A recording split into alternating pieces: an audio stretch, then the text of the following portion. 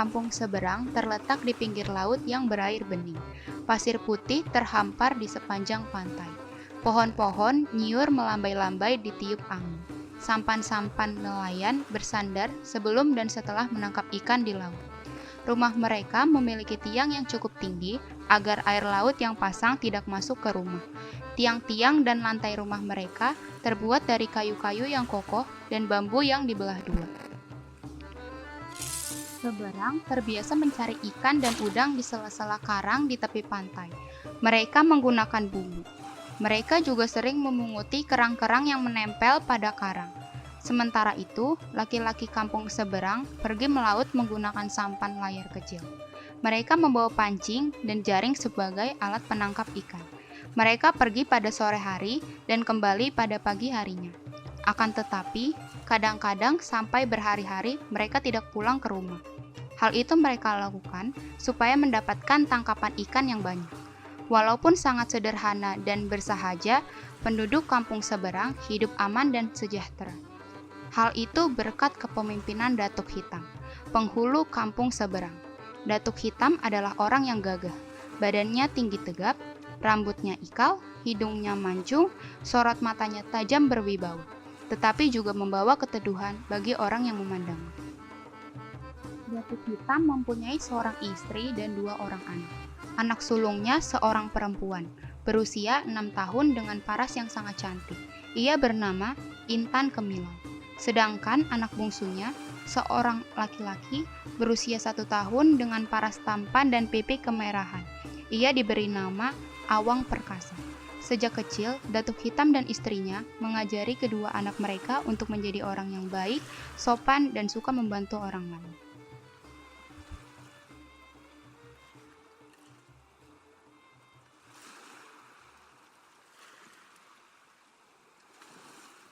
Kalau kita baik dan menghormati orang lain, mereka pun akan berlaku baik dan menghormati kita. Walaupun Ananda anak seorang pemimpin, seorang datuk, Ananda tidak boleh bersikap sombong. Betul Ananda, dimanapun Ananda berada, selalu bersedialah membantu orang lain. Jangan membuat orang lain menjadi susah atau menderita. Datuk Hitam dan istrinya tidak hanya mengajari anak-anak mereka dengan kata-kata belaka, mereka juga memperlihatkan sikap yang baik dan dapat diteladani. Dengan demikian, Intan Kemilau dan Awang Perkasa terbiasa melihat sifat dan perilaku baik dari kedua orang tuanya. Mereka pun tumbuh menjadi anak-anak yang baik dan disenangi oleh penduduk kampung seberang. Sebagai penghulu, Datuk Hitam bertindak sangat adil dan bijaksana. Dia selalu memikirkan kepentingan rakyatnya. Hal itu pula lah yang membuatnya dihormati dan disukai penduduk kampung seberang. Selain itu, penduduk kampung seberang juga sangat bangga mempunyai penghulu seperti Datuk Hitam yang sangat sakti. Dia memiliki sebuah keris yang bernama keris naga lambayan bumi. Gagang keris ini berbentuk kepala naga dengan mata keris yang berkelok-kelok. Keris yang sangat tajam dan sakti ini selalu berada di pinggang Datuk Hitam dan selalu dibawanya kemanapun dia pergi. Kemampuan silat Datuk Hitam sangat tinggi. Hal itu membuat dia terkenal sampai ke negeri lain. Kemampuan Datuk Hitam ini telah didengar pula oleh raja. Oleh karena itu, raja sering memintanya untuk membantu menumpas bajak laut yang banyak terdapat di Laut Cina Selatan. Mereka kerap mengganggu para pelaut dan pedagang yang melintas di sana. Selain merombak barang-barang yang dibawa, para bajak laut ini sering pula membunuh pelaut dan pedagang itu. Hal itu tentu saja membuat pelaut dan pedagang merasa tidak aman melintas Laut Cina Selatan.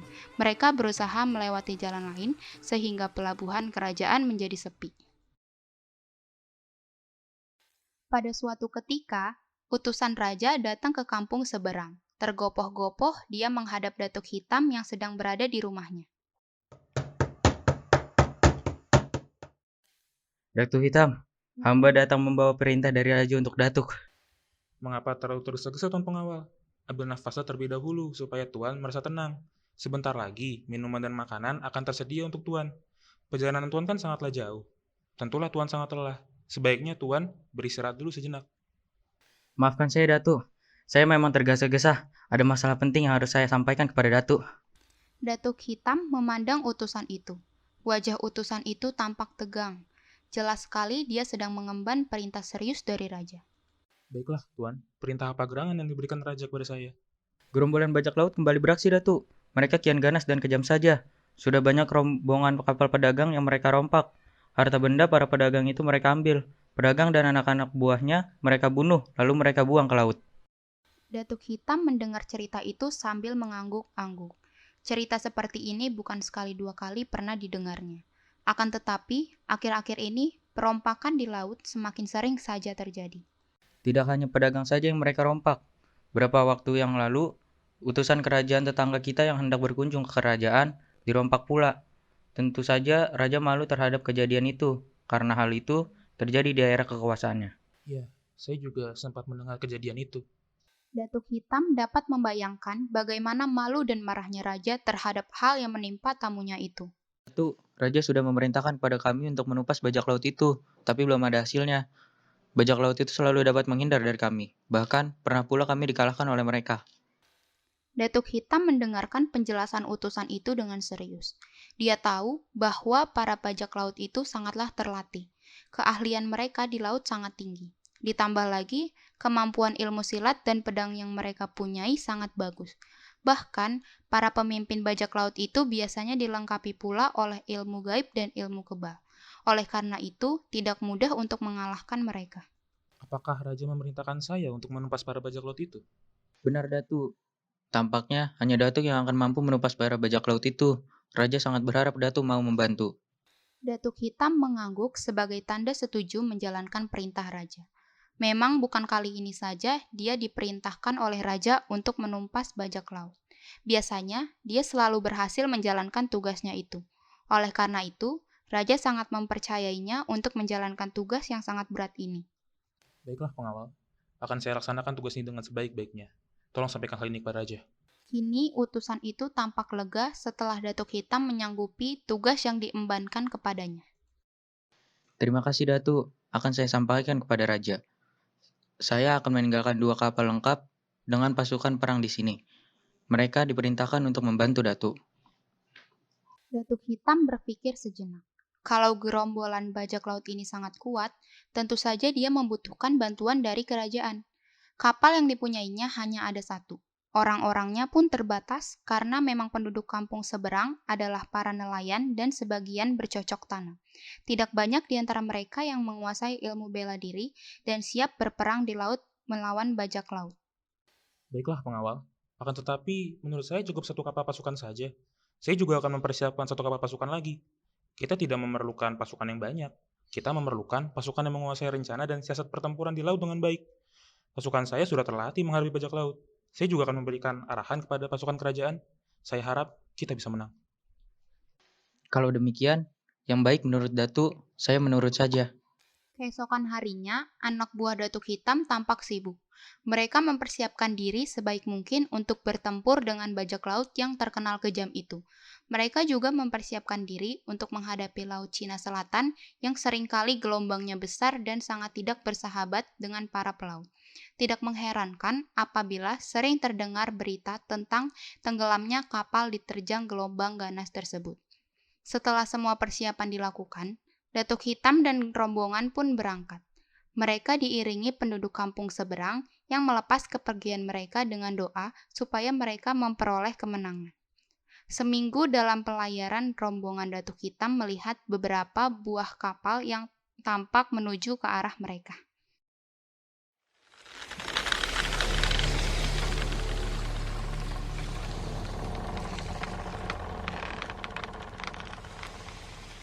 Ada kapal menuju ke arah kita, Datuk. Siapa mereka? Belum tahu, Datuk. Kami masih berusaha mengenalinya. Beberapa saat kemudian, kapal itu semakin tampak jelas. Tampaknya gerombolan bajak laut. Mereka menggunakan bendera dengan gambar tengkorak. Perintahkan pasukan untuk bersiap-siap. Kita akan menghadapi bajak laut. Dengan cepat, ia memberitahukan perintah itu kepada pasukan yang dipimpin oleh Datuk Hitam. Dengan isyarat, dia juga menyampaikan perintah itu kepada pasukan kerajaan yang berada di kapal lain. Pasukan pun bersiap siaga. Semua sudah berada di tempat masing-masing dengan senjata yang akan mereka gunakan. Mereka menanti kedatangan kapal bajak laut itu dengan hati yang berdebar-debar. Mereka tahu sebentar lagi akan terjadi pertempuran yang seru di laut. Hal itu membuat suasana menjadi sunyi. Hanya terdengar bunyi ombak yang menampar-nampar haluan kapal. Dua kapal bajak laut itu kian mendekat. Tampak para bajak laut bersiap-siap hendak naik ke kapal Datuk Hitam. Beberapa papan akan mereka gunakan sebagai jembatan. Pasukan yang dipimpin oleh Datuk Hitam kian bersiaga.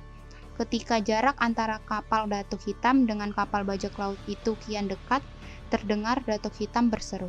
Lepaskan anak panah! Sejurus kemudian, berpuluh-puluh anak panah berapi menuju kapal bajak laut itu. Beberapa anak panah itu mendarat di dalam kapal bajak laut itu. Sebagian lagi menancap di lambung kapal, dan sebagian lagi tercampak di laut. Api yang berasal dari anak-anak panah itu menimbulkan kebakaran. Para bajak laut itu sibuk memadamkan api yang mulai berkobar. Kesempatan itu digunakan oleh pasukan Datuk Hitam untuk mendekati kapal bajak laut.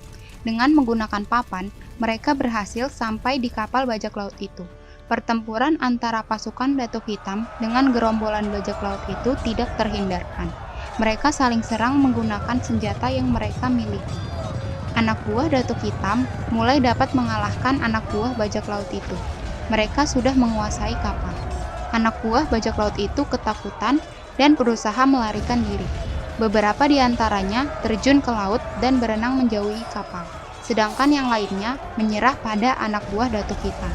Setelah bertempur cukup lama, akhirnya pasukan Datuk Hitam yang dibantu pasukan kerajaan dapat meraih kemenangan.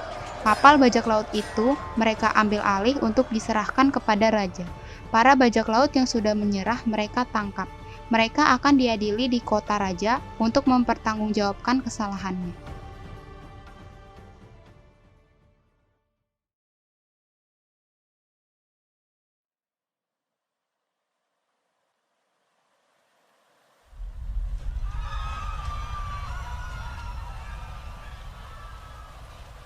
Air banjir melanda kampung seberang. Air itu seperti banjir bandang yang datang secara tiba-tiba. Air berwarna hitam kecoklatan itu menghanyutkan semua yang dilaluinya. Banyak rumah hancur. Penduduk kampung seberang menjerit dan berlari ketakutan. Istri Datuk Hitam berupaya memegang tiang besar yang berada di tengah-tengah rumahnya. Dia dan kedua anaknya berpelukan supaya tidak saling terpisah. Akan tetapi, arus air sangatlah deras. Tenaga istri Datuk Hitam semakin berkurang. Dia mulai kelelahan. Kedua anak dalam pelukannya menangis. Mereka kedinginan dan juga ketakutan. Potongan-potongan kayu juga semakin banyak yang melukai mereka. Akhirnya, awang perkasa terlepas. Istri Datuk Hitam berusaha meraihnya, tetapi gagal. Dia berteriak meminta tolong ketika melihat anak lelakinya itu timbul tenggelam dihanyutkan air. Namun, tak seorang pun dapat menolong. Istri Datuk Hitam menangis keras. Dia mengencangkan pegangannya pada anak perempuannya yang masih ada di dalam pelukannya. Akan tetapi, sebuah kayu besar menghantam tiang tempat istri Datuk Hitam dan anak perempuannya bergantung. Tiang itu rubuh. Pegangan istri Datuk Hitam terlepas dan mereka hanyut di bawah arus yang sangat deras itu. Istri Datuk Hitam terbangun dari tidurnya di tengah malam buta itu. Keringat membasahi seluruh tubuhnya. Tubuhnya gemetar ketakutan. Dia melihat di sebelahnya. Di sana anak bungsunya masih tertidur lelap. Anak perempuannya juga masih bergelung di dalam selimutnya. Hal itu sedikit menenangkan hatinya. Akan tetapi, perasaan khawatir masih ada. Dia ingat mimpinya buruk yang baru saja dialaminya. Apakah makna mimpi itu? Dia resah. Apalagi dia ingat suaminya, Datuk Hitam, sedang pergi jauh. Datuk Hitam diperintahkan oleh raja untuk menumpas para bajak laut yang kerap mengganggu para pedagang dan pelaut. Perjalanan itu sangat berat dan berbahaya. Kalau tidak hati-hati, bisa-bisa nyawa menjadi taruhannya. Hal itu semakin membuat istri Datuk Hitam menjadi galau. Dia takut terjadi hal yang buruk terhadap Datuk Hitam. Pagi itu, istri Datuk Hitam kembali melakukan pekerjaannya seperti biasa. Dia tidak menceritakan mimpinya itu kepada kedua anaknya yang masih kecil, juga kepada orang lain. Lagi pula, hal itu hanyalah mimpi. Ketika istri Datuk Hitam sedang sibuk dengan pekerjaan sehari-harinya, Panglima Jati datang berkunjung. Istri Datuk Hitam mempersilahkan Panglima Jati duduk di pelataran depan rumahnya. Masuklah, Panglima. Terima kasih, Puan. Ada berita yang hendak saya sampaikan kepada Puan. Hati istri Datuk Hitam kembali tak tenang. Dia ingat mimpinya tadi malam. Berita apa, Panglima? Penjaga di pantai melihat ada beberapa kapal yang menuju ke kampung kita. Saya belum tahu kapal siapa. Bukan kapal kita. Tampaknya bukan, Puan. Kita belum tahu kapal dari mana. Selama ini tidak ada orang yang berkunjung kemari dengan maksud buruk. Mungkin hanya kapal pedagang yang singgah karena kekurangan bekal dalam perjalanan. Mudah-mudahan begitu, Puan. Hanya saja kita harus berhati-hati. Mana tahu mereka bermaksud tidak baik pada kita.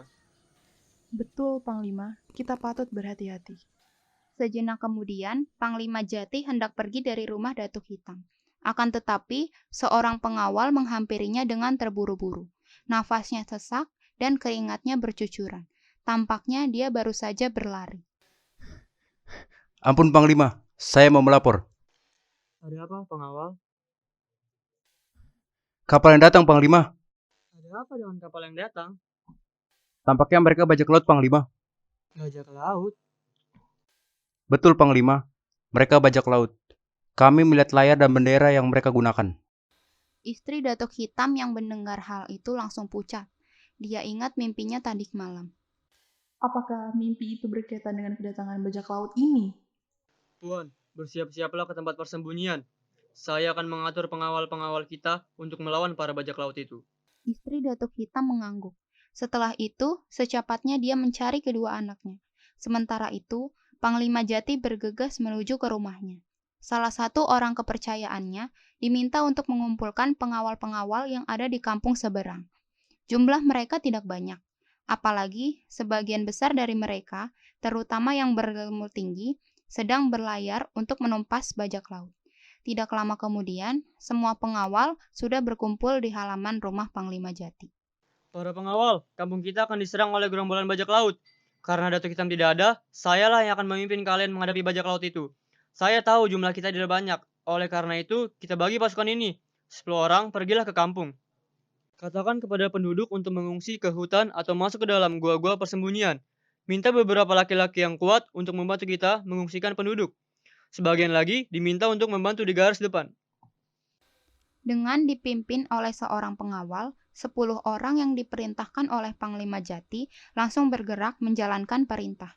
Yang lain ikut saya ke pantai. Kita akan menghadapi bajak laut itu. Kita hambat mereka sampai di perkampungan.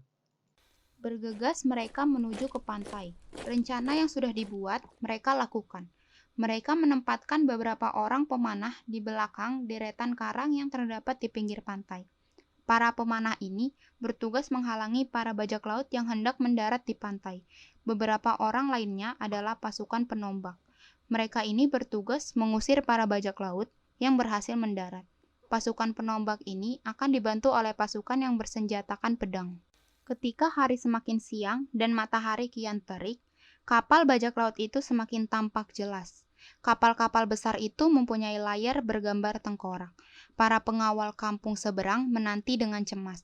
Mereka khawatir tidak dapat menghadapi gerombolan bajak laut yang terdiri atas 3 kapal besar tersebut. Apalagi saat ini Datuk Hitam sedang tidak berada di kampung seberang. Sekarang mereka hanya bisa berusaha dan juga berdoa semoga mereka mampu mengusir bajak laut itu dari kampung mereka. Gerombolan bajak laut itu kian mendekat. Sekarang tampak jelas, di antara ketiga kapal itu, salah satunya lebih besar dari yang lainnya. Tentu di kapal itulah pemimpinnya berada.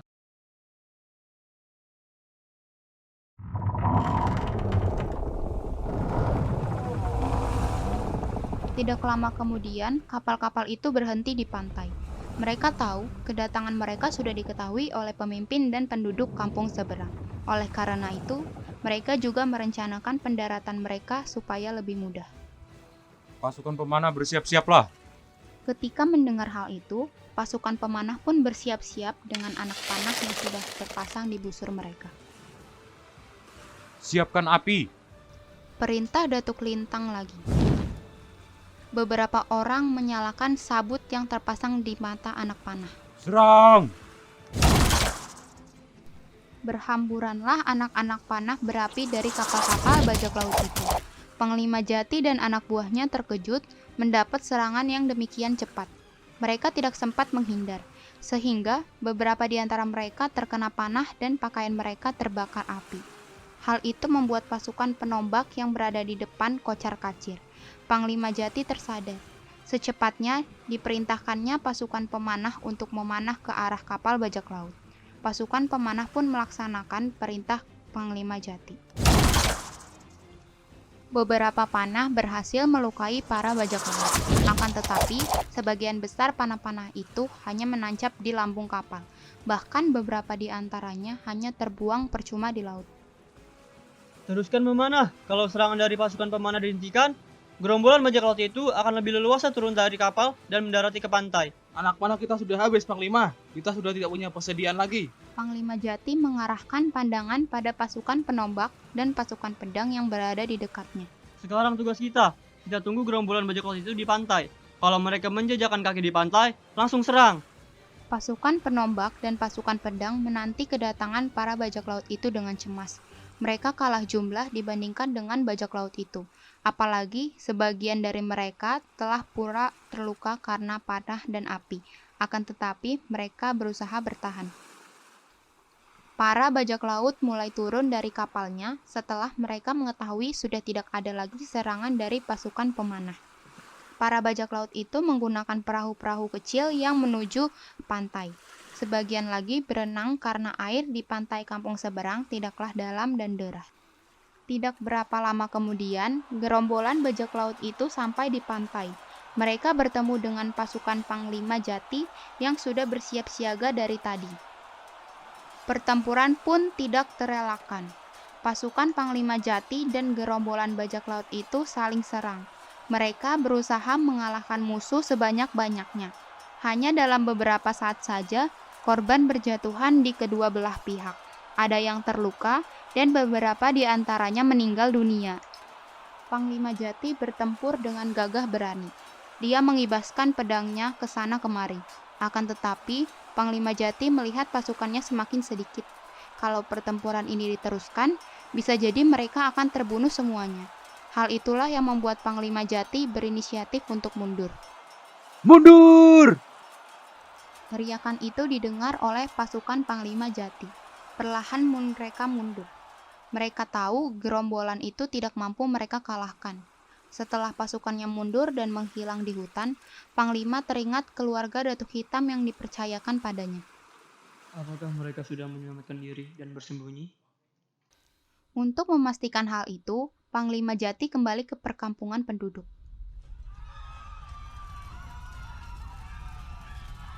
Di sana didapatinya kampung itu sudah dibakar oleh gerombolan bajak laut. Rumah-rumah menyala dilalap api. Gerombolan bajak laut itu berteriak-teriak dan tertawa kesenangan. Beberapa penduduk yang tidak sempat menyelamatkan diri dikumpulkan di sebuah lapangan kecil. Mereka disiksa dengan kejam. Panglima Jati memperhatikan hal itu dari balik sebuah pohon asam besar.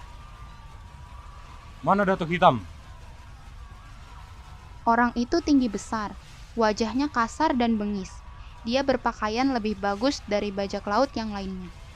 Mungkin dia pemimpinnya. Mengapa dia menanyakan Datuk kita? Keluar Datuk Hitam. Datuk Lintang berdiri dengan berkacak pinggang. Wajahnya tampak memerah karena marah. Dia memendam dendam pada Datuk Hitam yang pernah mengalahkannya dalam pertempuran di laut. Oleh karena itu, dia bermaksud membalaskan rasa sakit hatinya itu kepada Datuk Hitam. Dia mencari Datuk Hitam sampai ke kampung seberang. Akan tetapi, dia tidak juga dapat menjumpai musuhnya itu. Hal itu membuatnya sangat marah. Datuk Hitam, di mana kau? Ini aku, Datuk Lintang dari Siantan. Kalau kau tidak juga keluar, orang-orang ini akan saya bunuh. Panglima Jati mendengar ancaman Datuk Lintang itu dari tempat persembunyiannya. Dia khawatir Datuk Lintang akan melaksanakan ancamannya itu. Apa yang harus kulakukan? Datuk Lintang semakin marah. Diseretnya salah seorang penduduk yang ada di depannya. Panglima Jati tidak tega melihat orang itu dipukuli Datuk Lintang. Dia pun keluar dari balik pohon asam besar itu. Ini aku Datuk Lintang, lepaskan orang itu. Dia sama sekali tidak bersalah padamu. Datuk Lintang menatap Panglima Jati dengan pandangannya yang tajam. Keningnya berkerut. Dia mengingat-ingat pertemuannya dengan Datuk Hitam beberapa bulan yang lalu. Kau Datuk Hitam? Benar, aku Datuk Hitam. Jawab Panglima Jati. Dia terpaksa mengaku sebagai Datuk Hitam supaya Datuk Lintang tidak meneruskan penyiksaan terhadap penduduk kampung seberang.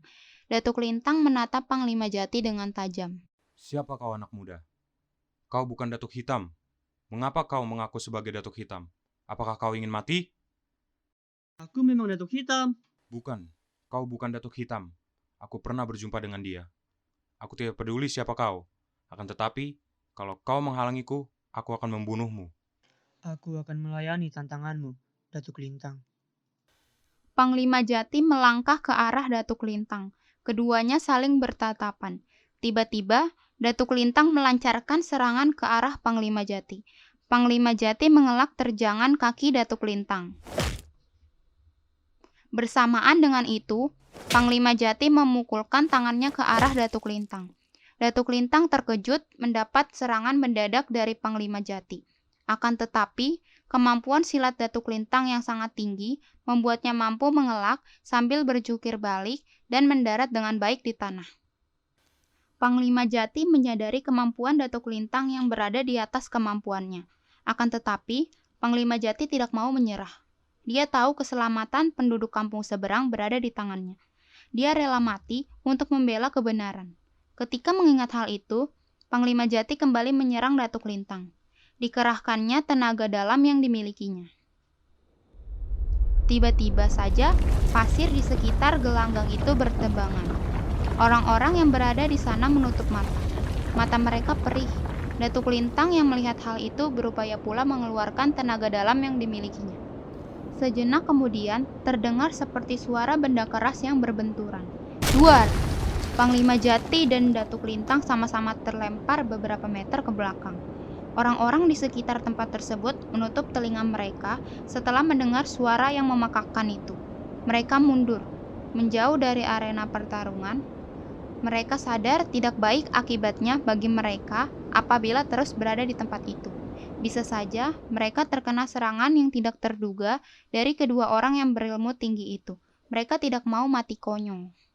Sekarang tersisa Datuk Lintang dan Panglima Jati yang berada di gelanggang itu. Mereka saling menatap, mengukur kemampuan silat mereka masing-masing. Ketika Panglima Jati sedang memusatkan perhatiannya pada petarung dengan Datuk Lintang, sayup-sayup didengarnya suara teriakan seorang perempuan. Tolong! Tolong! Panglima Jati menajamkan telinganya. Sesaat kemudian dia tahu bahwa teriakan itu berasal dari istri Datuk Hitam. Bahkan, kemudian dia juga mendengar teriakan dan tangisan anak-anak kecil yang ketakutan. Pikiran Panglima Jati pecah. Di satu pihak, dia harus melawan Datuk Lintang. Tetapi, di pihak lain, dia juga ingin menolong keluarga Datuk Hitam yang sedang mengalami kesulitan. Datuk Lintang melihat kebimbangan pada Panglima Jati. Oleh karena itu, dia meningkatkan serangannya. Keris yang berada di pinggangnya dicabutnya, lalu ditikamnya ke dada Panglima Jati. Panglima Jati terlambat mengetahui gerakan Datuk Lintang. Dia tidak sempat mengelak sehingga keris itu mengenai dadanya. Panglima Jati mengaduh. Dia terduduk sambil mendekap lukanya.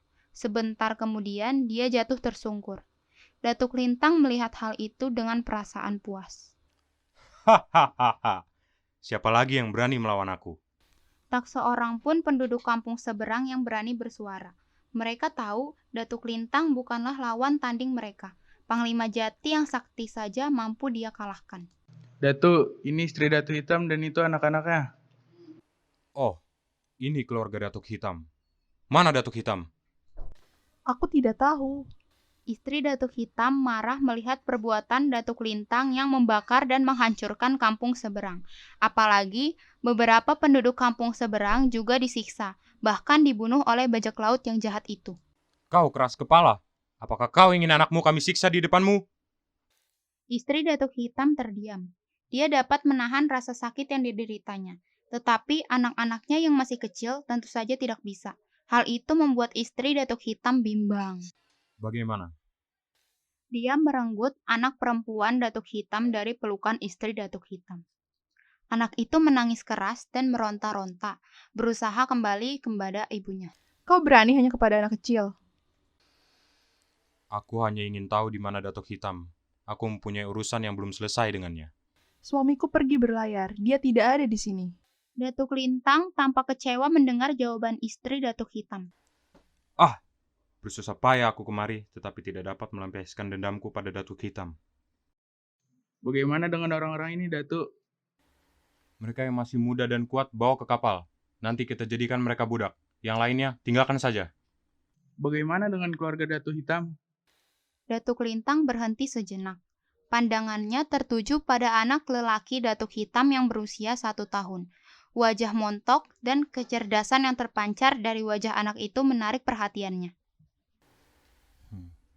Aku ambil saja anak ini. Dia dapat menjadi kawan bagi Ladin. Lagi pula, kehilangan anak ini tentu saja akan membuat Datuk Hitam marah. Bagaimana, Datuk? Bawa saja anak lelaki itu ke kapal. Jangan! Teriak istri Datuk Hitam ketika seorang anak buah Datuk Lintang merebut awang perkasa dari pelukan istri Datuk Hitam. Akan tetapi, orang itu tidak peduli. Dia tetap membawa anak lelaki Datuk Hitam yang menangis ketika dipisahkan dari ibunya. Istri Datuk Hitam berusaha mengejar anaknya.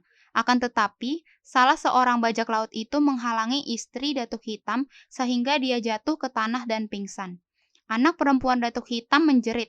Dia berlari ke arah ibunya. Datuk Lintang dan segenap anak buahnya kembali ke kapal. Hatinya cukup senang dapat menghancurkan kampung Datuk Hitam. Dia meninggalkan kampung seberang dengan perasaan puas. Setelah berlayar hampir 2 bulan lamanya, Datuk Hitam pulang kembali ke kampung seberang. Dia terkejut mendapati keadaan kampung seberang yang porak-poranda. Sampan-sampan nelayan di tepi pantai banyak yang hancur, tidak dapat dipakai lagi. Ada apa gerangan yang menimpa kampung kita, pengawal? Entahlah, Datuk. Apa mungkin sudah terjadi badai? Tapi tampaknya tak sebuah pohon kelapa pun rusak diterjang badai. Datuk benar.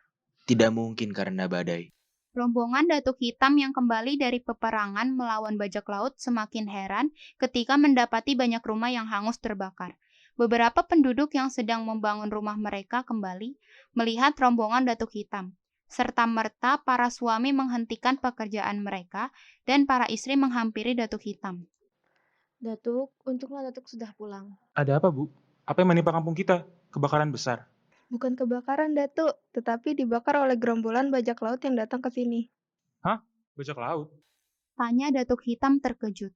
Dia tidak pernah menyangka gerombolan bajak laut akan berani menyerang sebuah kampung seperti yang terjadi sekarang. Biasanya gerombolan itu hanya merompak di laut saja. Banyak yang menjadi korban. Ada puluhan orang, Datuk. Ada pula yang dibawa pergi oleh bajak laut itu. Untunglah sebelumnya kami dapat bersembunyi ke dalam hutan. Iya, Datuk, tetapi mereka membakar habis rumah-rumah kami. Datuk Hitam berpikir sejenak. Sesaat kemudian, dia dapat mengingat siapa Datuk Lintang, si bajak laut yang telah memorak-porandakan kampungnya. Setahun yang lalu, dia pernah berperang melawan gerombolan Datuk Lintang dari Siantan. Orang itu dapat dikalahkannya dan harta rompakan mereka dapat direbut kembali. Akan tetapi, Datuk Lintang tidak dapat ditangkap karena dia berhasil melarikan diri dengan beberapa orang anak buahnya. Tampaknya dia sakit hati sehingga sampai mencariku ke sini. Datuk, marilah kita pergi beristirahat bareng sejenak. Iya. Pergilah kalian pulang ke rumah masing-masing. Pergilah tengok keluarga kalian. Setelah itu, beristirahatlah. Sudah lama kita berada dalam pelayaran. Sudah tentu kalian letih dan jenuh, kan? Bagaimana dengan Datuk? Saya hendak ke rumah Panglima Jati terlebih dahulu. Saya ingin menanyakan perihal masalah ini. Panglima Jati sedang sakit, Datuk. Sakit? Sakit apa? Panglima Jati sempat berperang tanding melawan pemimpin bajak laut itu, Datuk. Akan tetapi Panglima Jati kalah. Dadanya tertikam keris, Datuk Lintang. Dengan bergegas, Datuk Hitam menuju ke rumah Panglima Jati. Dia khawatir akan keselamatan Panglima Jati. Datuk Hitam mengetahui betul bahwa Datuk Lintang sangatlah sakti. Dalam peperangan beberapa tahun yang lalu, dia harus bersusah payah untuk mengalahkannya. Setelah setahun berlalu, kemampuan Datuk Lintang tentu semakin bertambah. Panglima Jati yang juga sakti itu berhasil dikalahkannya. Silahkan, Datuk. Terima kasih, Panglima. Panglima duduk sajalah. Saya lihat Panglima belum sehat benar. Betul, Datuk. Saya belum sehat benar. Keris Datuk Lintang yang mengenai saya itu tampaknya mengandung racun yang hebat. Sudah lebih dari sebulan, luka saya masih belum pulih. Mari saya lihat. Tampaknya masih ada racun di dalam tubuh Panglima. Sepertinya demikian, Datuk. Hanya saja, saya tidak dapat mengeluarkannya sendiri. Tenaga dalam saya juga belum pulih. Akan saya coba membantu. Iya, Datuk. Terima kasih atas bantuan Datuk. Tidak perlu berterima kasih, Panglima. Panglima sudah mempertaruhkan nyawa untuk membela kampung kita. Iya, Datuk. Tetapi saya tidak berhasil. Bahkan Bahkan apa, Panglima? maafkan saya, Datuk. Saya tidak mampu menjaga keluarga Datuk. Mereka meninggal. Putri Datuk meninggal ditikam anak buah Datuk Lintang. Istri Datuk hanya pingsan ketika itu. Sekarang, dia sudah sembuh kembali. Akan tetapi, dia masih sangat bersedih. Panglima, bagaimana dengan keselamatan putraku? Panglima, katakanlah apa yang menimpa putraku? Putra Datuk diculik oleh Datuk Lintang. Saya tidak tahu bagaimana nasibnya setelah itu. Datuk Hitam terduduk. Dia tidak tahu harus berkata apa dan melakukan apa. Dia masih dapat menerima apabila putranya itu meninggal. Akan tetapi, sekarang nasib putranya itu tidak menentu. Entah masih hidup ataukah sudah meninggal, dan dibuang ke laut oleh Datuk Lintang. Maafkan saya, Datuk. Bukan kesalahanmu, Panglima. Mungkin sudah demikian pula suratan putraku itu. Sesampainya Datuk Hitam di rumah, kedatangannya disambut dengan derai air mata oleh istrinya. Dia menceritakan seluruh peristiwa yang sudah menimpa kampung seberang dan juga anak-anak mereka. Sudahlah, Dinda. Kita pasrahkan saja semua itu kepada Tuhan. Mungkin memang demikianlah nasib yang sudah ditentukannya untuk kita. Kita harus tetap tabah. Bertahun-tahun, Datuk Lintang dan penduduk membangun kampung seberang seperti sedia kala. Sementara itu, Datuk Hitam dan Panglima Jati, dibantu oleh sejumlah orang-orang kepercayaannya, selalu mencari keterangan mengenai Datuk Lintang. Kepulangan Datuk Lintang ke negeri Lintang di Siantan disambut dengan gembira oleh anak buahnya. Mereka mengeluhkan kepulangan Datuk Lintang yang membawa kemenangan dan harta rampasan yang banyak. Hidup Datuk Lintang, hidup Datuk Lintang, hidup Datuk Lintang, Hidup Datuk Lintang. Terima kasih, terima kasih. Kata Datuk Lintang tertawa lebar sambil terus berjalan. Di sampingnya terlihat seorang anak kecil berjalan mengikutinya. Siapa anak itu? Tanya para penyambut Datuk Lintang di dalam hati. Mereka tidak berani bertanya terus terang karena takut pada Datuk Lintang. Tidak berapa lama, Datuk Lintang sudah sampai di rumahnya. Dia disambut oleh istrinya di depan pintu. Kanda sudah pulang. Iya, aku sudah pulang. Mana Lading? Lading sedang bermain dengan pengasuhnya, Kanda. Panggilkan dia. Aku membawakan teman bermain untuknya. Siapa anak ini, Kanda? Dia anak Datuk Hitam. Kita akan mengasuh anak ini bersama-sama dengan Lading. Mengapa Kanda ingin memeliharanya? Bagaimana kalau nanti dia tahu bahwa Kanda bukan ayahandanya, lalu dia membalas dendam? Tadinya aku juga berpikir begitu.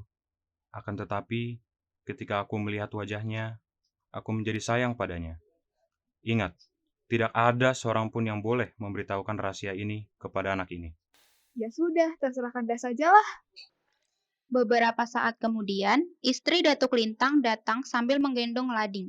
Datuk Lintang memeluk Lading. Dia sudah lama sekali tidak bertemu dengan anak satu-satunya itu. Diciuminya pipi Lading. Lading tersenyum-senyum geli. Setelah puas, Datuk Lintang ingat bahwa dia ingin memperkenalkan anak Datuk Hitam kepada anaknya Lading. Lihat, ayahanda membawa hadiah untuk Lading. Hadiah apa, Ayahanda? Ayahanda membawakan adik untukmu. Adik. Iya, adik. Ini adikmu itu. Lading memandang Awang Perkasa. Selama ini dia belum pernah bertemu dengan anak seusianya. Oleh karena itu, Dia tidak terbiasa melihat anak kecil lain. Di negeri lintang yang tidak ramai itu hanya ada lelaki dewasa. Awang perkasa tersenyum-senyum memandang ke arah Lading. Dia senang bertemu anak sebayanya. Sini, sayang. Ini abangmu. Namanya Abang Lading. Awang perkasa mengulurkan tangan ke arah Lading untuk bersalaman. Akan tetapi, Lading hanya diam saja. Lading, ulurkan tanganmu. Dia mencontohkan cara bersalaman kepada Lading. Lading pun kemudian mengulurkan tangannya dengan malas-malasan. Tiba-tiba saja, dia merasa tidak menyukai kehadiran Awang perkasa. Nah, begitu. Nama adikmu ini... Jadi, lebih baik nama anak ini kuubah saja. Nama anak ini siapa, Kanda? Anak ini kuberi nama Kelana. Kelana. Iya, benar. Kelana. Adikmu ini namanya Kelana. Mulai sekarang namamu bukan Awang Perkasa, tetapi Kelana. Kau ingat namamu itu ya. Sejak hari itu, Awang perkasa yang sudah berganti nama menjadi Kelana tinggal di negeri Lintang. Selama 17 tahun, dia bersama-sama dengan Lading diajarkan bermacam-macam ilmu oleh Datuk Lintang. Namun, kedua kakak beradik ini memiliki sifat berbeda. Lading tumbuh menjadi seorang pemuda dengan tingkah laku yang kasar, sementara Kelana berperilaku halus. Kepandaian yang diajarkan ayahandanya tidak membuatnya sombong. Hal itu pula lah yang membuat Lading menjadi iri dan sakit hati kepada Kelana. Dia ingin menyingkirkan Kelana. Akan tetapi, dia tidak tahu bagaimana caranya. Pada suatu ketika, Datuk Lintang meminta Kelana dan Lading menghadapnya. Anak-anakku, ayahanda sudah mengajarkan kepada kalian ilmu perang dan ilmu silat. Sekarang pelajaran itu sudah selesai. Ayahanda ingin melihat kemampuan kalian menguasai ilmu-ilmu tersebut. Sekarang, apa yang harus kami lakukan, Ayahanda? Pekan depan akan kita adakan pertandingan. Di dalam pertandingan itu, kalian akan saling berhadapan.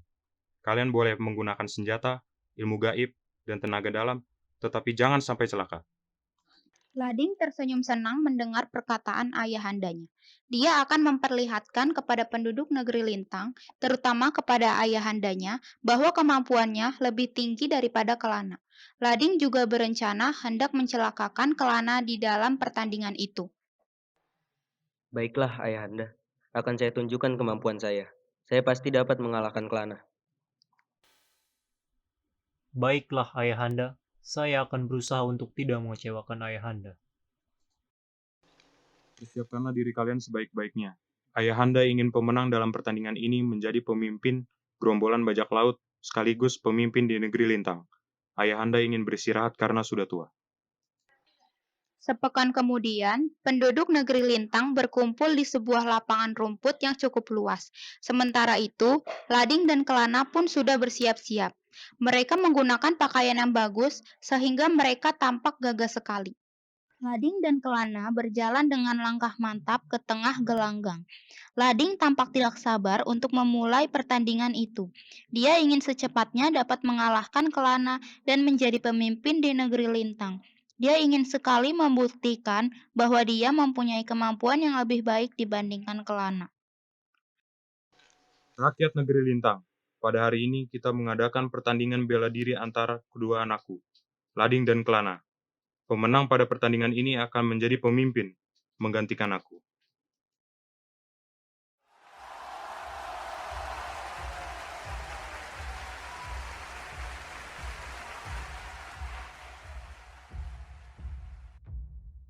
Penduduk negeri Lintang yang berkumpul di sekitar gelanggang semakin banyak. Mereka berdesak-desakan ingin melihat di bagian paling depan. Pertandingan seperti ini sangat jarang terjadi. Oleh karena itu, mereka sangat antusias menyaksikannya. Dalam pertandingan ini, kedua petarung boleh menggunakan senjata masing-masing. Akan tetapi, mereka dilarang saling melukai dan membunuh. Petarung yang jatuh ke tanah dianggap kalah. Kalian mengerti? Keduanya mengangguk. Akan tetapi, Lading sudah mempunyai rencana lain. Dia akan berusaha membunuh Kelana. Dia akan berusaha supaya hal itu seperti sebuah kecelakaan yang tidak disengaja. Kelana harus disingkirkan. Setelah Datuk Lintang memberikan sambutannya, pertandingan itu pun dimulai. Lading dan Kelana yang sudah berhadapan memasang kuda-kuda. Mereka mengawali pertarungan dengan menggunakan jurus-jurus tangan kosong. Lading yang sudah tidak sabar langsung menerjang ke arah Kelana. Kelana dengan cepat mengelak dengan membungkukkan badannya. Sebuah pukulan diarahkannya ke wajah Lading. Lading terkejut dengan serangan balik itu. Akan tetapi, kemampuan silatnya yang tinggi membuatnya berhasil menangkis serangan itu dengan tangannya. Akibatnya, tangan Lading dan Kelana beradu. Masing-masing tersusut karena mereka memukul menggunakan tenaga dalam. Sejenak, pertarungan itu terhenti. Namun, tidak lama kemudian, pertarungan itu kembali berlangsung dengan seru. Pertarungan menggunakan tenaga dalam itu mengakibatkan debu berterbangan di sekitar gelanggang pertarungan. Kelana, mari kita bertarung menggunakan senjata. Kalau begitu keinginan Kakanda, akan Kanda layani. Keduanya mencabut keris yang tersampir di pinggang mereka. Setelah itu, mereka mengeluarkan keris itu dari sarungnya. Dengan senjata, keduanya saling menikam. Lading yang memang bernafsu membunuh Kelana tampak bersemangat menusukkan kerisnya ke arah Kelana. Kelana menghindar dengan tenang sambil balik menyerang Lading. Sampai sore, belum ada yang kalah dan tampak letih di antara keduanya. Sampai suatu ketika, Lading yang terburu nafsu itu menyerang dengan ceroboh. Kaki Lading yang tidak ditopang dengan kuda-kuda yang kokoh diterjang oleh Kelana. Akibatnya, Lading kehilangan keseimbangan dan terjatuh di tanah. Penonton bersorak kegirangan. Mereka senang Kelana berhasil mengalahkan Lading. Sementara itu, Lading secepatnya berdiri. Mukanya merah padam karena malu sekaligus marah. Dia memandang Kelana dengan pandangan benci. Kelana menuju ke arah Lading. Dia ingin bersalaman. Akan tetapi, tanpa diduga, ketika sudah dekat, Lading menusukkan keris yang masih di tangannya ke arah Kelana. Kelana tersentak. Spontan tangannya bereaksi memukul tangan Lading yang memegang keris. Keris itu terpental jatuh. Tidak jadi melukai perut Kelana. Datuk Lintang yang melihat kecurangan Lading berseru. Lading, kau membuat ayahanda malu. Kau sudah kalah, tapi masih ingin berbuat curang. Saya belum kalah, ayahanda. Kelana yang curang. Dia menendang kaki saya. Ayahanda melihat semuanya. Jadi, tidak usah kau berbohong kepada ayahanda. Sudahlah, pertarungan ini dimenangi oleh Kelana. Kau harusnya bisa menerima kekalahan ini. Lading pergi dari gelanggang dengan perasaan marah. Dia marah karena Kelana berhasil mengalahkannya. Dia juga marah karena ayahandanya membela Kelana. Hatinya sakit tak terkira. Datuk Lintang memandangi kepergian Lading. Dia tidak habis mengerti mengapa Lading mempunyai sifat kasar seperti itu. Sifat yang sangat berbeda dengan yang dipunyai Kelana. Dia menyayangkan hal itu. Baiklah, rakyat negeri Lintang. Seperti yang sudah saya sampaikan sebelumnya, pemenang pada pertarungan ini akan menjadi pemimpin di negeri ini. Oleh karena itu, 2 bulan lagi Kelana akan menjadi pemimpin negeri Lintang menggantikan aku. Ketika mendengar hal itu, rakyat negeri Lintang bersorak gembira. Mereka berharap negeri mereka akan lebih maju setelah dipimpin oleh Kelana. Bagus, Kelana. Ayahanda senang kau berhasil membawa banyak hasil rompakan. Tampaknya, orang yang kau rompak ini sangatlah kaya. Ya ayahanda, hamba beruntung bertemu dengan pedagang kaya. Dagangan mereka sangat banyak. Keberhasilan hamba tidak lepas dari ajaran ayahanda. Betul, betul. Kau memang anak yang cerdas. Saya juga membawa seorang gadis yang ada di kapal itu, ayahanda. Gadis? Mana dia sekarang? Saya titip pada ibunda. Ya, sudahlah. Dia bisa membantu ibumu menyelesaikan pekerjaan rumah. Kalau kau suka, nanti kau jadikan dia istri. Wajah Kelana bersemu merah mendengar gurauan ayahandanya. Sementara itu, Lading yang mendengar perkataan ayahanda semakin marah. Oleh karena itu, Lading meminta undur diri kepada ayahandanya, sementara kemarahannya masih dapat ditahannya. Tidakkah kau ingin mendengarkan cerita keberhasilan adikmu ini, Lading? Tentu saja, Ayahanda. Tapi Ananda ada keperluan penting. Baiklah, Lading, pergilah. Abang Lading, saya punya hadiah untuk abang. Nanti saya akan memberikan kepada abang. Iya. Datuk Lintang kembali meneruskan percakapannya dengan Kelana. Dia tampak asik mendengarkan cerita perjalanan Kelana.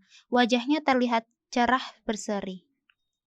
Ayahanda, ada hal yang ingin hamba sampaikan kepada Ayahanda. Akan tetapi, hamba takut Ayahanda akan marah mendengarnya. Apa yang kau takutkan, Kelana? Katakan saja apa keinginanmu.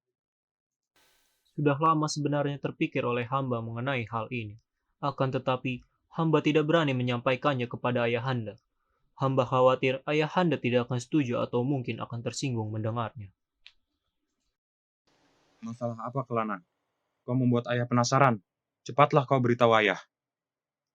Menurut hamba, ada baiknya kita berhenti menjadi bajak laut. Apa maksudmu, Kelana? Mengapa kau mempunyai pemikiran yang demikian? Begini Ayahanda, kita tidak dapat membohongi diri sendiri bahwa orang menganggap kita ini penjahat. Muka Datuk Lintang memerah. Wajahnya yang tadi cerah tampak mengeras. Jiwanya merasa terpukul mendengar perkataan Kelana. Kata-kata penjahat yang dilontarkan Kelana menusuk hatinya. Kau malu mempunyai ayah seorang bajak laut, Kelana. Maafkan hamba Ayahanda, hamba tidak bermaksud menyinggung dan membuat Ayahanda sedih. Hanya saja, hamba merasa negeri kita ini sudah besar dengan penduduk yang cukup ramai. Akan tetapi, negeri lain tidak menghargai negeri Lintang kalau kita tetap menjadi bajak laut. Mereka takut kepada kita, tetapi mereka tidak akan menghormati kita. Kita akan tetap dianggap penjahat, Ayahanda. Datuk Lintang tercenung. Selama ini, pedagang, pelaut, nelayan, dan juga negeri ini takut kepada gerombolan mereka. Kalaupun ada yang memperlihatkan rasa hormat, hal itu tak lebih hanya kepura-puraan belaka. Mungkin perkataanmu ada benarnya. Akan tetapi, kalau kita berhenti jadi bajak laut, kita mau jadi apa? Kau tahu, hanya itulah yang kita bisa lakukan selama ini. Kita bisa menjadi pelaut atau nelayan. Kita juga bisa berdagang atau bertani. Mungkin awalnya sulit, tetapi hamba yakin kita bisa, Ayahanda. Ya tentu sangat sulit. Akan tetapi, terserah kamulah. Kau yang nanti akan memimpin negeri ini. Hanya ayah sarankan, lakukan perubahan itu secara perlahan-lahan, supaya rakyat kita tidak terlalu terkejut. Hal itu juga untuk menghindari terjadinya pergolakan. Ya Ayahanda, hamba ingin negeri kita ini maju dan rakyatnya sejahtera. Selain itu, hamba berharap kita bisa menjadi negeri dan orang-orang yang dihormati. Mereka terus berbincang dengan akrabnya. Lading memandang hal itu dari jauh. Dia merasa sakit hati karena merasa Kelana telah merampas perhatian dan kasih sayang ayahanda mereka. Awas kau, Kelana. Malam itu, Lading duduk termenung di kamarnya. Terpikir olehnya untuk mencelakakan Kelana. Ketika dini hari tiba, Lading baru dapat memicingkan matanya. Dia tidur dengan senyum puas karena dia sudah menemukan sebuah rencana yang sangat bagus untuk mencelakakan Kelana. Keesokan harinya, Lading tampak sibuk. Dia memerintahkan orang kepercayaannya untuk mempersiapkan sebuah kapal beserta beberapa anak buah kapal. Kau persiapkan pula perbekalan yang cukup untuk 2 bulan perjalanan. Baiklah tuanku, kita akan berlayar kemana tuanku? Kerjakan saja apa yang aku perintahkan. Jangan banyak tanya. Nanti aku beritahu setelah kita berlayar. Ingat, kepergian kita ini sangat rahasia. Jangan beritahu siapapun, termasuk Lana dan Ayahanda. Baiklah tuanku. Madim pergi untuk mengerjakan tugas yang diberikan Lading. Sehari kemudian, dengan diam-diam, Lading dan anak-anak buahnya mengangkat sauh dan pergi berlayar mengarungi laut luas.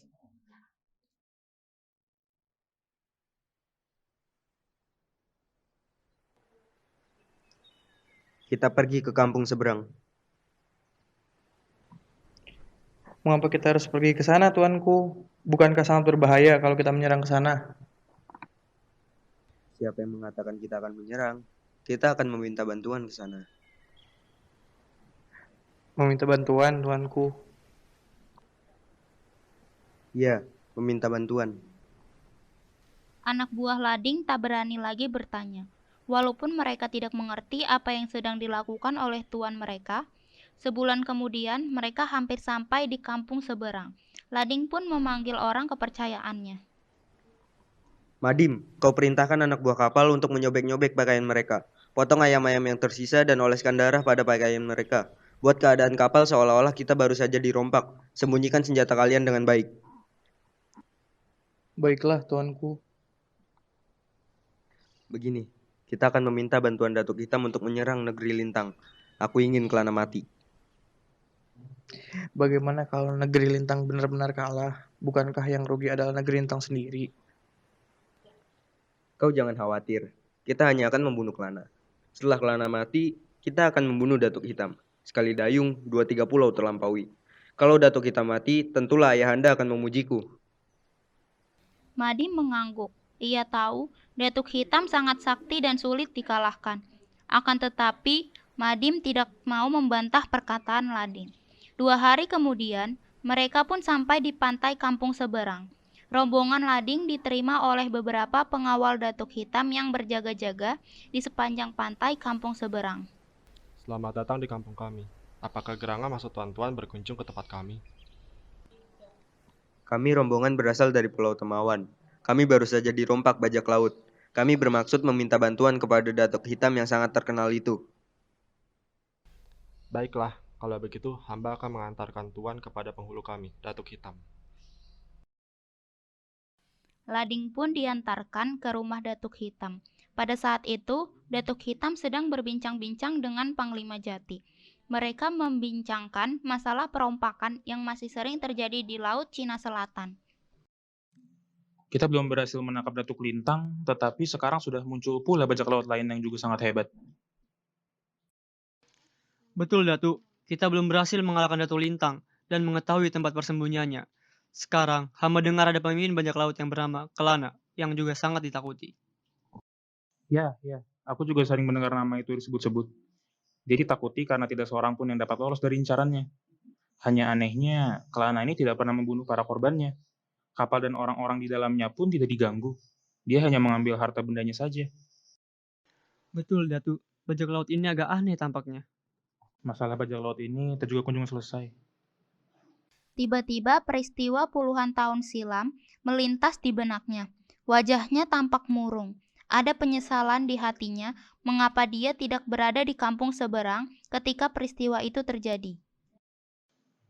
Sudah hampir 20 tahun sejak peristiwa itu terjadi. Maafkan hamba, Datuk. Aku tidak menyalahkanmu, Panglima. Semua sudah merupakan takdir yang harus kita jalani. Tiba-tiba, seorang pengawal tergopoh-gopoh masuk. Ampun, Datuk. Hamba mengantarkan seseorang yang ingin bertemu dengan Datuk. Siapa?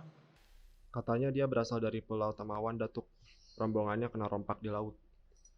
Suruh tamu itu masuk. Setelah itu, sampaikan pada juru masak untuk membuatkan hidangan yang lezat. Kita akan menjamu tamu kita dengan baik. Oh ya, persiapkan juga kamar untuk mereka. Baiklah, Datuk. Tak berapa lama kemudian, Lading dan beberapa anak buahnya datang menghadap Datuk Hitam. Selamat datang di kampung seberang. Maaf kalau sebutan kami tidak selayaknya.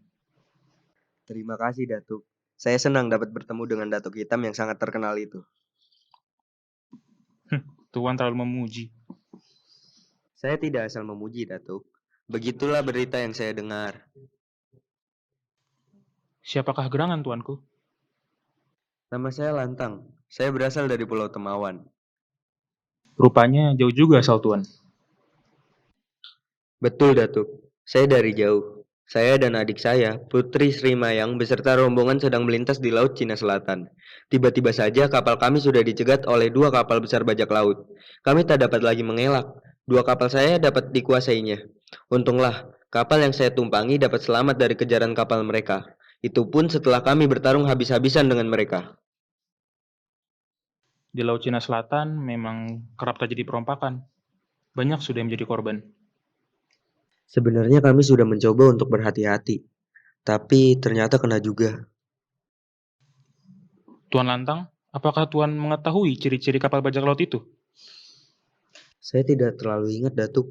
Akan tetapi, kalau saya tidak salah, kapal itu besar dengan layar berwarna hitam. Di layar itu terdapat gambar tengkorak. Di haluan kapal itu ada besi yang runcing.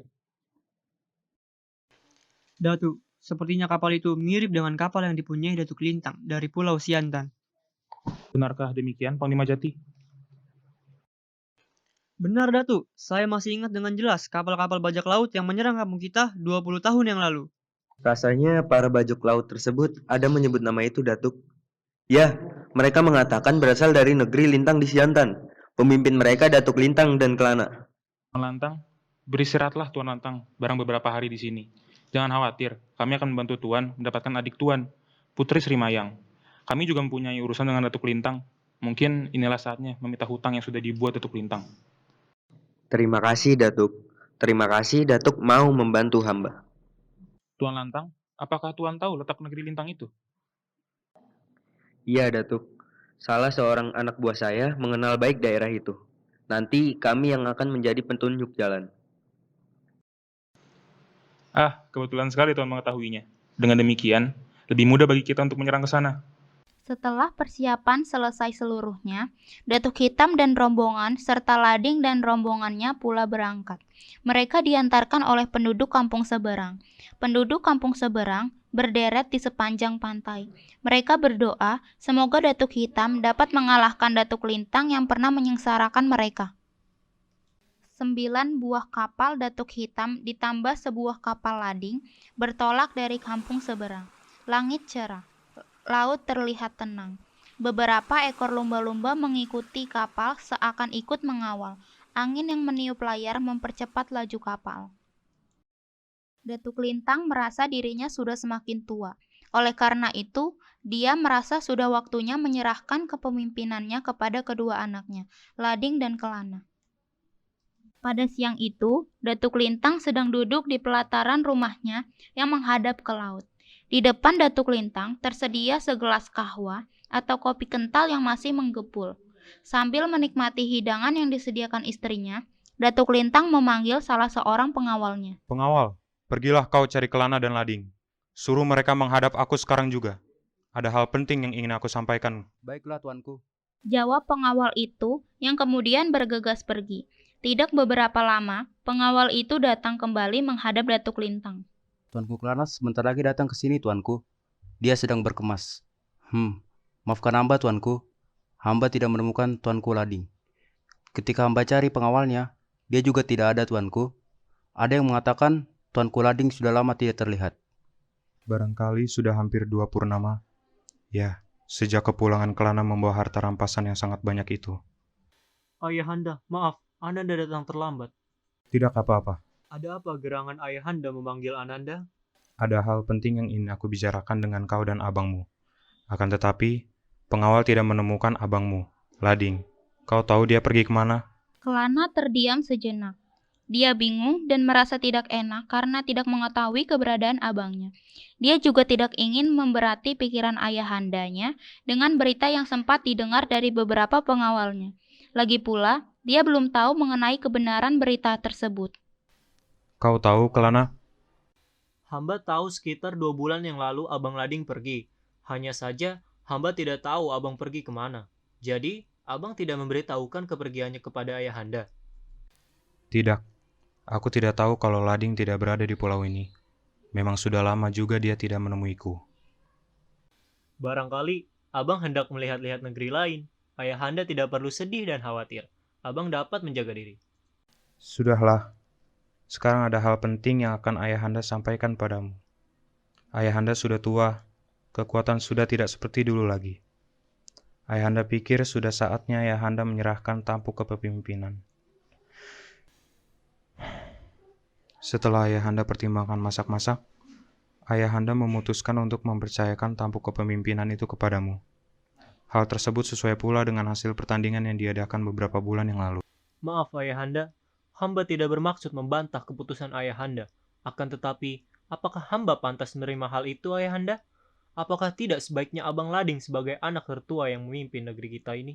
Seperti perkataanku sebelumnya, keputusan tersebut sudah kupikirkan dengan matang. Kau tidak perlu khawatir keputusan ini akan membuat abangmu marah. Ayahanda akan bicara dengannya setelah dia kembali. Hamba akan menjalankan kewajiban hamba dengan baik.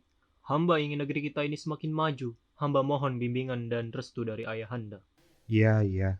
Ayahanda akan selalu membantumu. Jangan khawatir. Terima kasih Ayahanda. Kelana, ada hal lain yang ingin Ayahanda sampaikan kepadamu.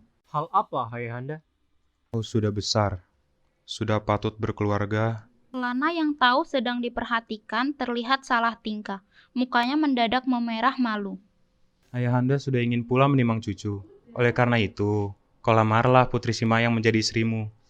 Terima kasih Ayahanda. Akan tetapi, lebih baik Putri Sri Mayang dijodohkan dengan Abang Lading. Dia juga menyukai Putri Sri Mayang. Ayahanda tahu, Lading juga menyukai Putri Simayang. Ayahanda juga tahu, Mayang itu menyukaimu, bukan Lading. Sudahlah, jangan kau pikirkan masalah itu. Nanti abangmu juga akan menemukan pasangan yang cocok dengannya.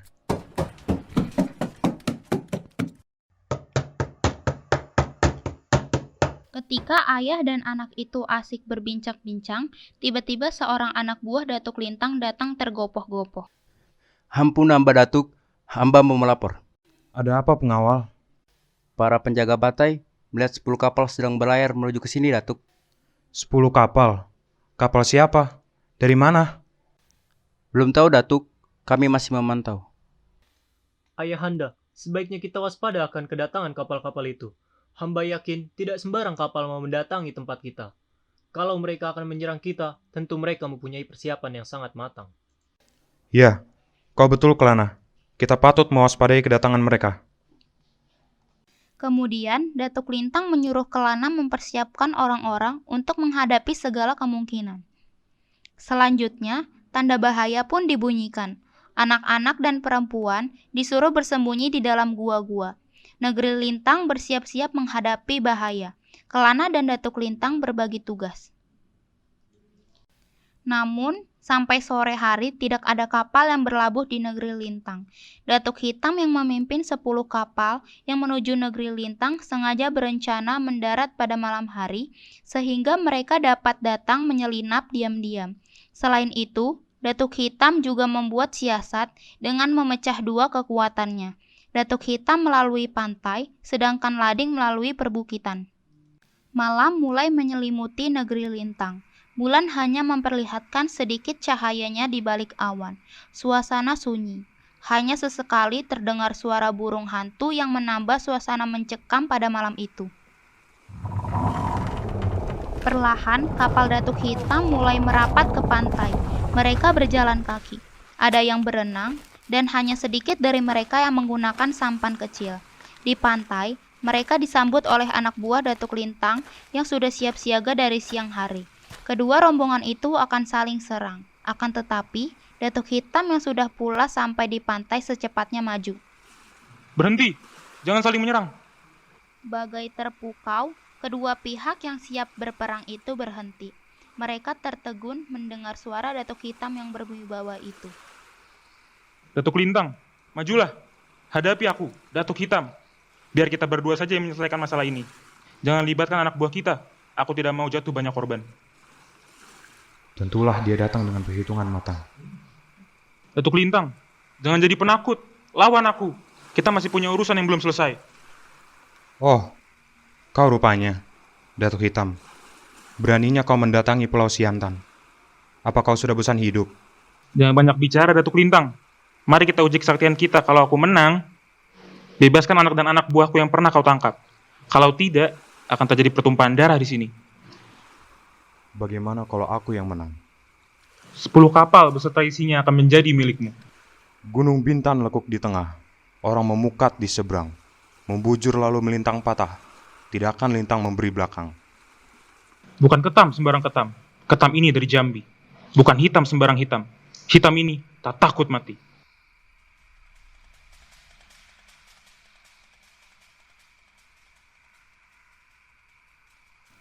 Kedua orang yang memiliki kesaktian tinggi itu tidak menyia-nyiakan waktu. Datuk Hitam dan Datuk Lintang berkelahi dengan gesit dan lincah walaupun mereka sudah tua. Sesekali terdengar suara besi yang beradu dari senjata Datuk Hitam dan Datuk Lintang. Keduanya sangat hebat. Ya, aku tidak tahu siapa yang menang. Keduanya sangat sakti. Tiba-tiba, Datuk Lintang menendang ke arah Datuk Hitam. Datuk Hitam memiringkan badannya. Tendangan itu luput. Akan tetapi, pukulan tangan kanan Datuk Lintang tidak berhasil ditangkisnya. Pukulan itu tepat di perut Datuk Hitam. Datuk Hitam tersurut. Dia memegangi perutnya yang terasa nyeri. Kau menyerah, Datuk? Pukulanmu boleh juga, Datuk. Tetapi aku masih sanggup meneruskan pertandingan kita ini. Datuk Hitam bersiap-siap membalas serangan Datuk Lintang.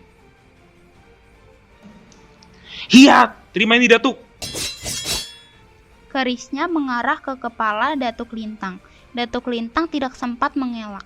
Tetapi keris tersebut tidak berhasil melukai Datuk Lintang. Hanya saja ikat kepala Datuk Lintang terjatuh.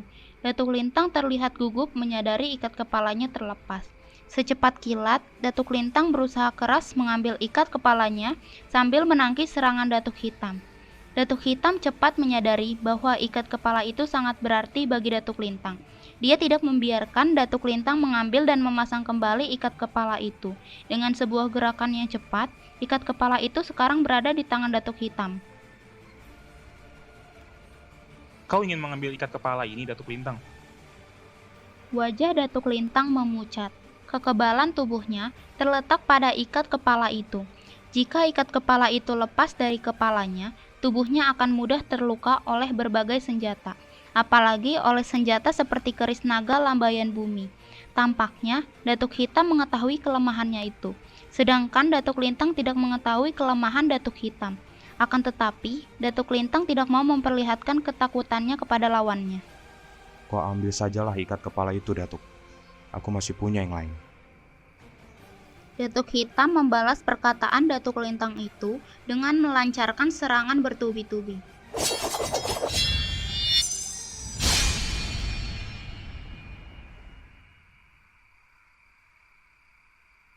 Beberapa saat kemudian, Datuk Hitam berhasil menyarangkan kerisnya di perut Datuk Lintang. Datuk Lintang tersurut sambil memegang perutnya. Dia meringis menahan sakit. Tiba-tiba Kelana datang menyeruak dari kerumunan orang. Dia datang membantu Datuk Lintang. Ayahanda! Ananda akan membalas Ayahanda. Hutang nyawa dibaring nyawa. Jangan, anakku.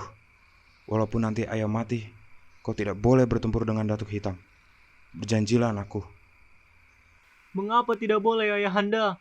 Dia sudah membuat Ayahanda terluka parah. Datuk Lintang tersenyum karena Kelana mau membelanya. Akan tetapi, di penghujung usianya, Datuk Lintang ingin berbuat baik. Dia telah memisahkan ayah dengan anak berpuluh tahun lamanya. Sekarang, dia ingin menyatukan mereka kembali. Datuk Lintang ingin mati dengan tenang, tanpa beban dan rasa bersalah, terutama kepada Kelana, anak yang sangat disayanginya. Kemudian, Datuk Lintang menoleh ke arah Datuk Hitam. Dengan suara tercekat, dia memanggil Datuk Hitam. Datuk Hitam pun mendekat. Datuk, dia adalah Awang Perkasa. Anakku, Awang Perkasa. Ini ayah, nak. Ayah? Apa maksud semua ini? Dia memang ayahmu, nak. Ayah kandungmu. Ayah yang kau kenal selama ini hanyalah ayah angkatmu.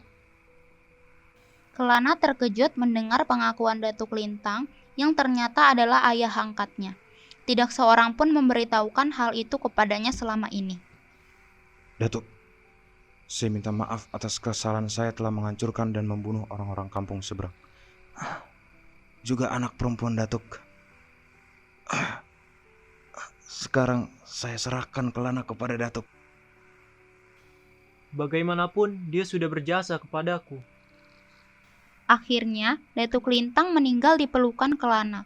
Di tengah suasana haru atas kematian Datuk Lintang, Lading tiba di tempat itu. Dia terkejut melihat ayahandanya telah meninggal, padahal dia hanya merencanakan untuk membunuh Kelana. bukan ayahandanya. Siapa yang berani membunuh ayahandaku? Tentu orang inilah yang telah membunuh ayahandaku, Datuk. Kau sudah membunuh ayahku. Kata Lading sambil menyerang Datuk Hitam. Datuk Hitam kaget. Dia tidak menyangka Lading adalah anak Datuk Lintang. Belum sempat Datuk Hitam berpikir lebih lanjut, Lading sudah menyerang kembali bertubi-tubi. Akan tetapi, kali ini serangan itu ditangkis oleh Kelana. Hei, mengapa kau menghalangi seranganku, Kelana? Seharusnya kau membantuku membunuh orang yang sudah membunuh ayah kita. Maaf, Kanda. Saya sudah kehilangan seorang ayah. Saya tidak mau kehilangan seorang ayah lagi. Apa maksudmu? Benar, Kanda. Datuk Hitam adalah ayahku yang sebenarnya. Ia adalah ayah kandungku. Dasar anak tidak tahu diri, tidak tahu balas budi. Akan kubunuh kalian berdua.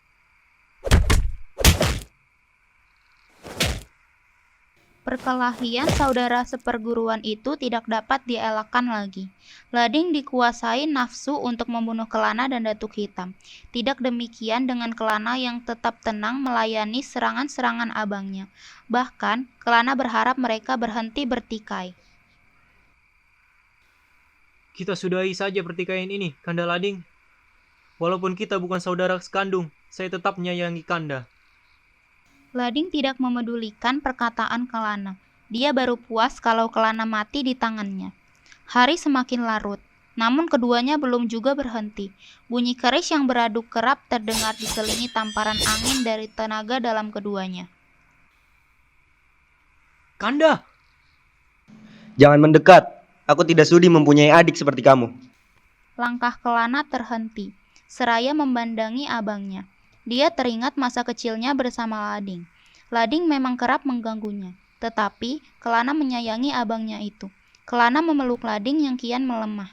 Nafas Lading mulai tidak teratur. Maafkan saya, Kanda. Maafkan saya. Orang-orang yang melihat kejadian itu tertegun. Mereka terdiam. Tidak tahu apa yang harus dilakukan. Hanya sesekali terdengar isak tangis. Kelana meletakkan jasad abangnya dengan hati-hati. Kemudian dia mulai berbicara. Penduduk negeri Lintang, ayahanda Datuk Lintang dan Abang Lading sudah meninggal dunia. Kita akan menguburkan mayat mereka esok hari. Sebelum meninggal, ayahanda pernah menunjuk aku sebagai pengganti beliau untuk memimpin negeri Lintang. Hal itu sesuai pula dengan hasil pertandingan yang pernah dilakukan beberapa bulan yang lalu. Hanya saja, apabila ada di antara kalian yang keberatan, silakan mengajukan keberatan itu. Penduduk negeri Lintang saling pandang. Mereka berbicara satu sama lain. Suasana menjadi sedikit gaduh. Tiba-tiba salah seorang dari mereka maju. Hamba anak buah Tuan Kolading. Walaupun demikian, hamba setuju Tuan Kelana yang memimpin negeri Lintang. Kalau begitu, baiklah. Terima kasih atas kepercayaan kamu sekalian. Aku akan berusaha memimpin negeri Lintang ini dengan baik. Kita akan mengadakan perubahan supaya kita tidak ditakuti orang lain, tetapi justru disegani dan dihormati. Kita akan berhenti menjadi bajak laut. Beberapa saat penduduk negeri Lintang tampak terdiam. Tidak tahu harus bekerja apa kalau tidak menjadi bajak laut. Akan tetapi, mereka percaya kepada Kelana. Oleh karena itu, mereka menyatakan persetujuan mereka. Setuju. Ya, kami setuju. Hidup Tuan Kelana. Hidup Tuan Kelana. Aku senang kalian menyetujuinya. Untuk beberapa saat ini, aku tidak akan berada di sini. Aku ingin pergi bersama ayahandaku ke kampung halamanku terlebih dulu untuk menemui ibundaku. Nanti aku akan kembali lagi ke sini. Datuk Hitam tersenyum senang. Dia berhasil mengalahkan Datuk Lintang dan mendapatkan kembali anaknya yang hilang. Kegembiraannya bertambah karena kini negeri Lintang tidak lagi menjadi sarang bajak laut yang sangat ditakuti oleh para pelaut dan pedagang. Sejak saat itu, Kelana dan penduduk negeri Lintang berhenti menjadi bajak laut. Mereka tidak merompak lagi. Mereka belajar menjadi nelayan atau petani.